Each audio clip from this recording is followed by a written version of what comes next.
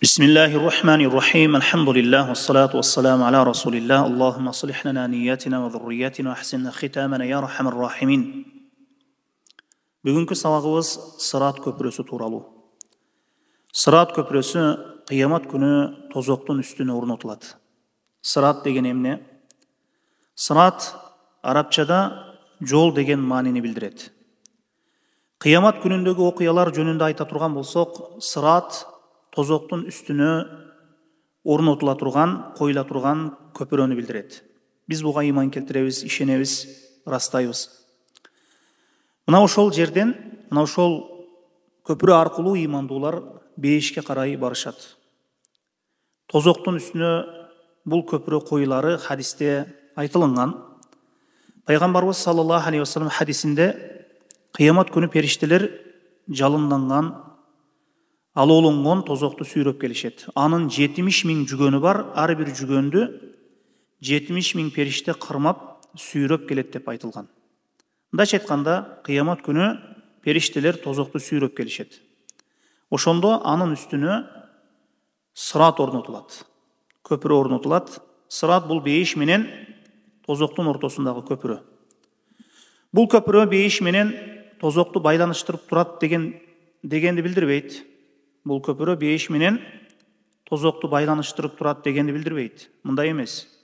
Бұл көпірі тозоқтың үстіне орнатылып, анын үстінен имандылар бейішке қарай өтішеді.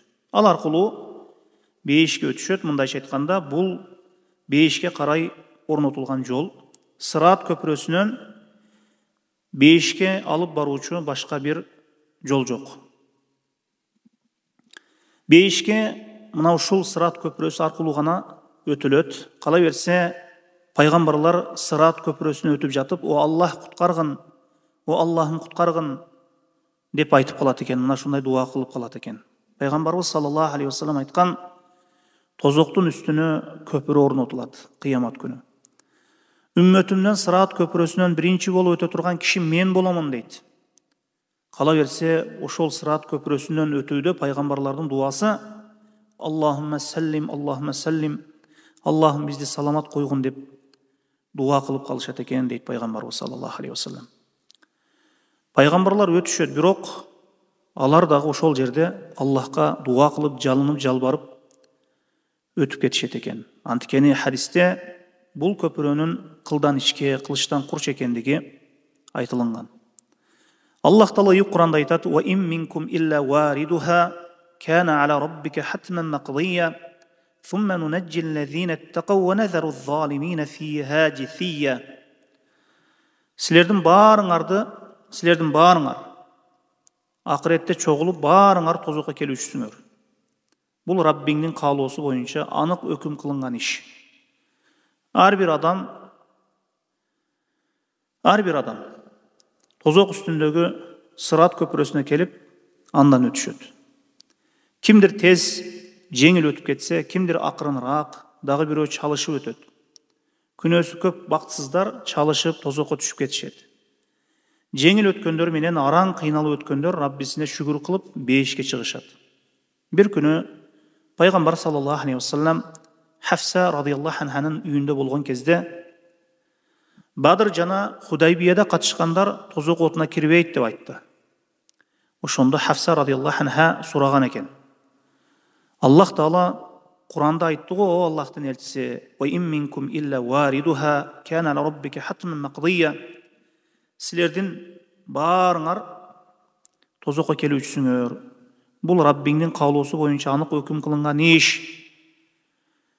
Мына ушул аятқа эмне дейсиз? Бұл аятта ар бириңер тозаққа келушісіңер деп айтылып жатат го деп пайғамбарыбыз саллаллаху алейхи уассаламнан сұрағанда, пайғамбарыбыз саллаллаху алейхи уассалам аяттың уландысын оқып жооп берди.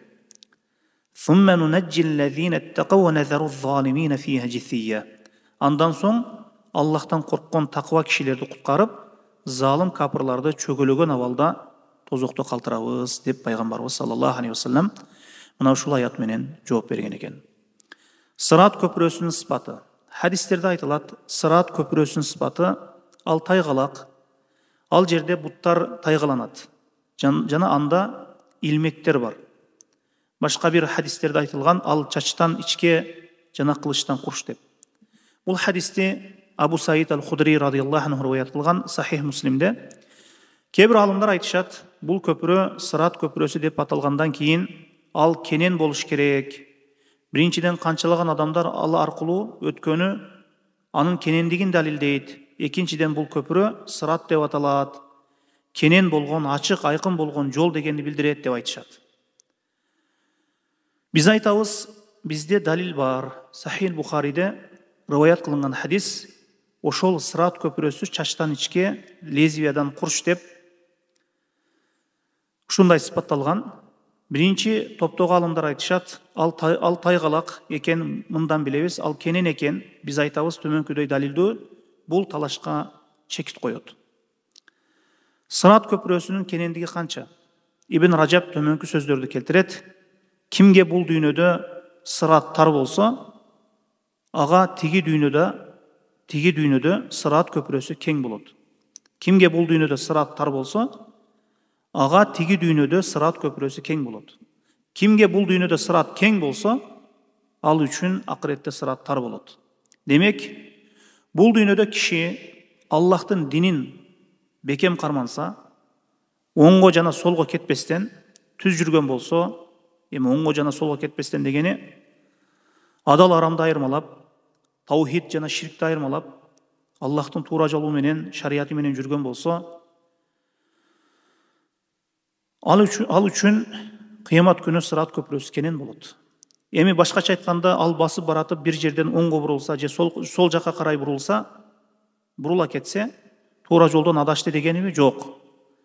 Ал бул дүйнөдө Аллахтын шариятын бекем карманып жашаса дегенден максат мына ушул. Ал Аллахтын шариятын бекем карманып жашаса, максат мына ушул. Анын бул дүйнөдө туткан жолу тар болсо, акыретте өтө турган Сырат көпүрөсү ал үчүн кенен болот. Ал эми киши бул дүйнөдө Аллахтын шариятын бекем, Аллахтын шариятын карманмаган болсо, анда Сырат тиги дүйнөдө ал үчүн тар болот. Мындайча айтканда, кимде-ким Аллахтын шариятын бул дүйнөдө нафси каулоосуна каршы күрөшүп, шайтанга каршы туруп, Аллахтын шариятын бекем карманган болсо, Куран сүннөттү бекем карманган болсо,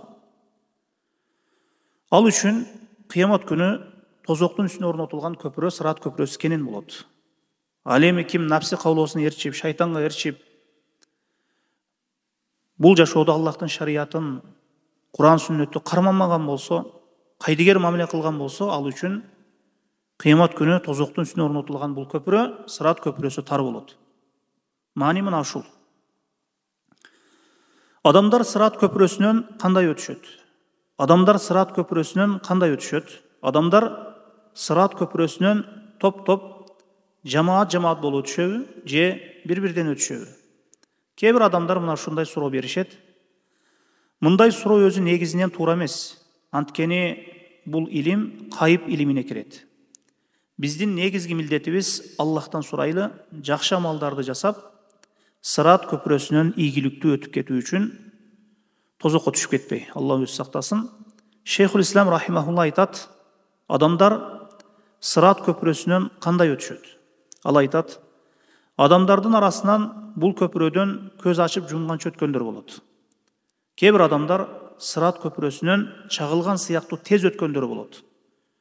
Үчүнчү бир кишилер бар, шамал сыяктуу тез өтүшөт. Төртүнчү бир кишилер күлүк ат сыяктуу тездик менен өтүшөт. Дагы бир бешинчи бир кишилер бар, аттай жорголоп тез өтүшөт. Дагы бир кишилер бар, алар чуркагандай болуп өтүшөт. Дагы бир кишилер бар, алар басып өтүшөт. Дагы бир кишилер бар, жөрмөлөп өтүшөт. Ошол жерде периштелер аларга дуа кылышып, "О Аллахым, аларды куткаргын" деп дуа кылып турушат экен. Жана ушундай адамдар бар, алардын күнөөлөрү себеп алар тозокко түшүп кетишет. Алла өзү сактасын. Сырат көпүрөсүнөн кимдер өтүшөт? Айтылышынча, ыймандуу адамдар өтүшөт. Капырлар Сырат көпүрөсүнө өтүшпөйт. Аларды топ-топ кылып тозокко айдап киргизип жиберишет. Махшар майданынан кийин, эсеп-кысаптан кийин. Эсеп-кысап болгондон кийин адамдардын китептери амал дептерлери, ошол амал китептери колдоруна берилгенден кийин тозокко капырлар айдалып барып, алар тозокко айдалат, тозокко киргизилет. Ал эми момундар болсо Сырат көпүрөсүнө алып барылат. Махшар майданынан эле аларды, капырларды тозокко айдап барып киргизип салышат. Ошондуктан адамдар өтүшөт дегенден максат, мындан ыймандуулар максат кылынат. Момун, ыйманы бар адамдар максат кылынат. Мына ошол ыймандуулар дагы бир түрдүү эмес. Шейхул Ислам рахимахулла Сырат көпүрөсүнөн өтүү пайгамбарыбыз саллаллаху алейхи вассалам хадисине ылайык түшүнсөк туура болот деп айтат. Сырат көпүрөсүнөн өтүү бул албетте Сырат көпүрөсүнөн өтүүнүн ар кандай варианты, мындайча айтканда, ар кандай тездикте өтүүсүнүн көрүнүштөрү жогоруда дагы айтылынды. Сырат көпүрөсүнөн өтүүдө кандай тездик менен өтүү бул адам баласынын каалоосундагы нерсе эмес. Ар ким мен мындай тездик менен өтөм деген, мындай тездик менен өтөм деп тандап алуу укугу жок. Бул нерсе адамдардын тандоосундагы нерсе эмес. Бул адамдын, ошол ыймандуу кишинин амалына карап болот. Эгер кандай тездик менен өтүү укугу берилгенде, баарыбыз көз ачып жумганча деген тездикти тандап алсак керек. Эмне үчүн? Бул жөнөкөй бир көпүрө эмес. Бул көпүрөнүн астында тозок алоолонуп, кайнап, жаалданып турган болот. Күнөөкөр тозоктун оттору, күнөөкөрдү тозоктун оттору тартып кирип кетет. Ошондуктан пайгамбарлар: "О Раббим, бизди куткар" деп айтып калат. Мына ошол Сырат көпүрөсүнөн өтүп кетүүдө. Адамдар өз астыларынан муну көргөндө катуу коркунучка батып калышат. Сырат көпүрөсүнөн өтүп жатып, адамдар өз астыларын караганда катуу коркууга батып калышат. Ошондуктан Сырат көпүрөсүнөн өтүүнүн тездиги, өтүүнүн сүрөтү кишинин мындай, өтүүнүн тездиги кишинин бул дүйнөдө кылган амалына карап болот. Аллахтын китебин, Куранды, пайгамбарыбыз саллаллаху алейхи вассалам сүннөтүн кармануусуна карап болот. Мына ошого карап сенин Сырат көпүрөсүнөн өтүү тездигиң аныкталат. Эгер өтө жай аткарган болсоңуз, Аллах жана анын элчисинин буйруктарын, мына ошого карата Сырат көпүрөсүнөн өтүү жай болот. Сырат көпүрөсүнөн өтүү тездиги Куран, сүннөт менен кандай мамиледе болдуңуз? Канчалык деңгээлде мына ушул эки нерсени кармандыңыз? Мына ошого карай аныкталат экен. Сооп сыйлыктар амалдарга карап болот.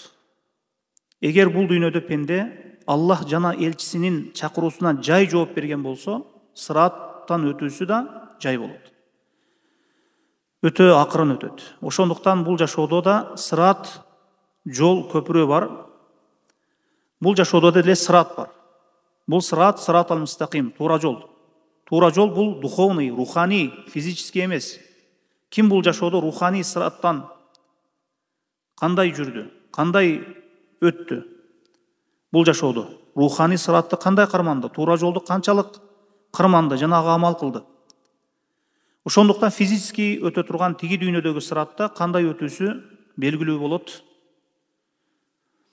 Дүйнөдөгү руханий Сырат менен өлчөнүп туруп. Физический өтө турган тиги дүйнөдөгү Сыраттан өтүү алардын ыйманына жана жакшы амалдарына карап болот экен. Бул дүйнөдө жасаган.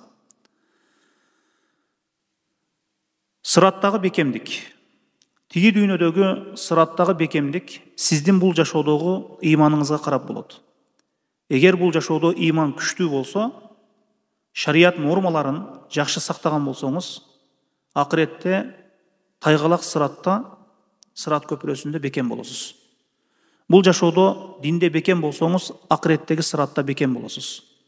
Бул дүйнөдө динде бекем болсоңуз, акыретте Сыратта бекем болосуз. Ким бул жашоодо руханий Сыратта бекем болсо, акыреттеги физический өтө турган Сыратта бекем болот. Ким бул жашоодогу руханий Сыратта тайып кеткен болсо, акыреттеги физический өтө турган Сыратта көпүрөдө тайып кетет. Сырат көпүрөсүндөгү илмектер, мындайча айтканда илгичтер, илмектер. Сырат көпүрөсүнүн илмектери бар. Илип кете турган. Калалип, этти илип кое турган атайын илмектер. Бул илмектер Сырат көпүрөсүнүн жакаларында кассаптар этти илип коюшат, эттерди ошол илмектерге. Бул илмектер ошол Сырат көпүрөсүндөгү саадан дарагынын тикендерине окшойт. Адамдардын абалына карап тартып кетет, тозокко тартып кетет. Бул мына ушундай чоң болгон темирден болгон илмектер. Адамдардын абалына карап туруп тартып кетет тозоктун астына. Бул илмектер тозоктун оң жана сол тарабында болот. Сырат көпүрөсүнүн жакаларында болот. Бул илмектер көтөрүлүп туруп, күнөөкөрлөрдү тозокко тартып кирип кетишет. Бул илмектер бул жашоодогу шахват менен шек күмөндөр.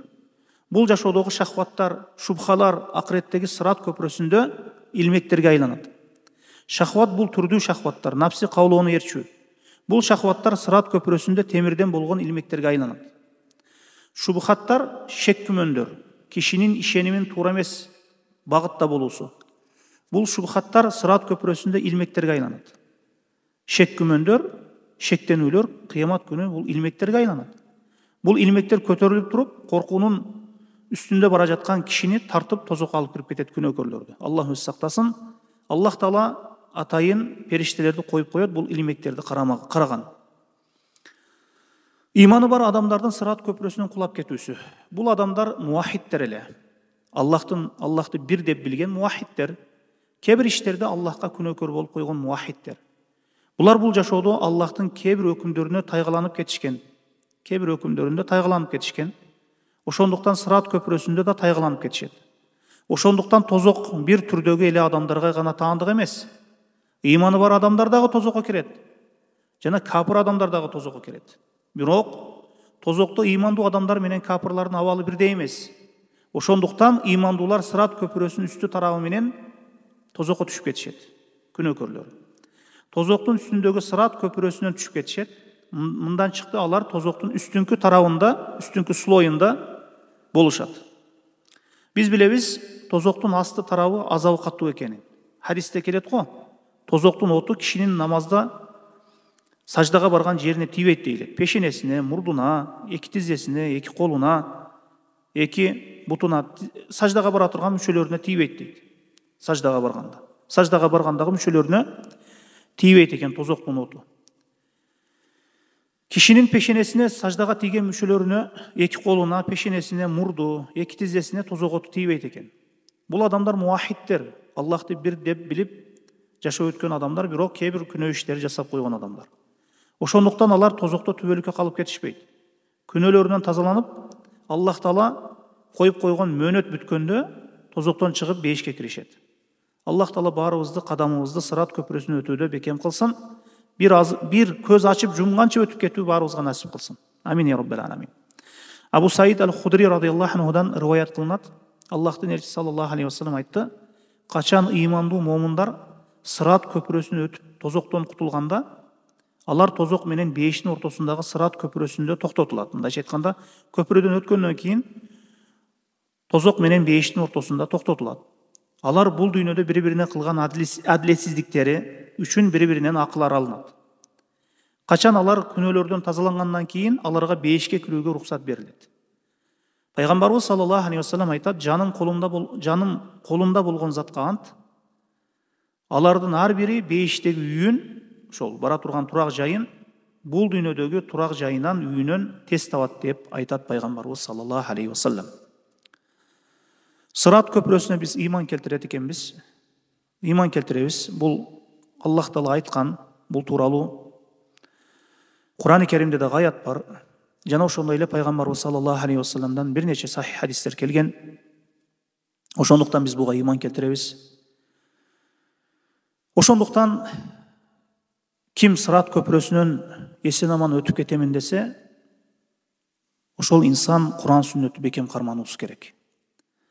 Эгерде Аллахка ыйман келтирдим деп ширкте жүргөн болсо, ширк келтирген болсо, бидат иштер жасаган болсо, Сырат көпүрөсүнөн өтүү ал пенде үчүн болбой калат, өтө албай калат.